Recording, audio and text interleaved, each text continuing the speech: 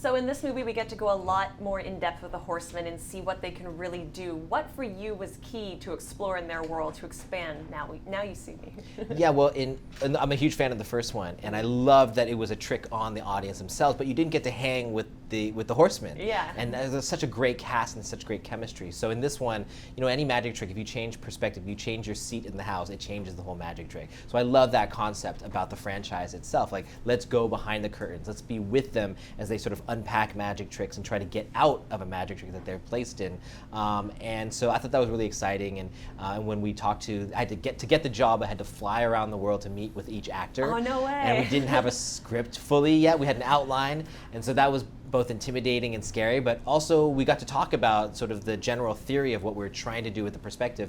And that played into our whole story and everything. So it really helped, actually.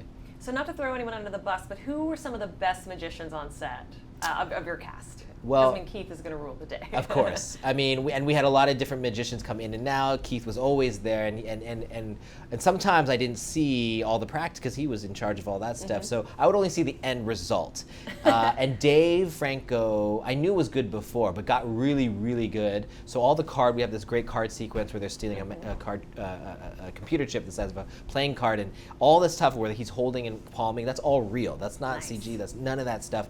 And all the cast had to actually step their game up because of him. Everyone was like, oh my gosh, Dave's so good. So everyone would have to work 10 times harder. Woody also got good at really throwing. In fact, they would throw the card back and forth like it was a baseball. Oh, no way. So that was really fun. In fact, it became a problem on set because we'd be shooting and these cards would be flying past and we're like, guys, we're calling action here. So it was a really fun set to be on. So for you as a director and as our eyes as the audience into the movie, is it more tricky to take on a larger illusion like the decapitation or some of the handiwork that goes on? Well, the decapitation would usually be something easy because you could just CG the whole thing. Yeah. But at Keith's insistence, we had to build the real couch. We had to build so there was no CG in that in terms of her head falling off. We had to build a whole mold of her body. So we did 3 different versions, R&D'd the whole thing, cost a lot of money. So I think with the behind the scenes stuff on the DVD and Blu-ray, I'm really excited for people to see the amount of work that takes something as simple as a decapitation that probably people assume we did CG to show that we actually did it real, because I think instinctually somewhere deep inside, our audience feels the reality of it and doesn't just cast it off as CG when you do stuff like that. And when you were casting the sequel, did you intentionally go after a lot of genre stars? Because, we have Harry Potter himself showing up. Yes.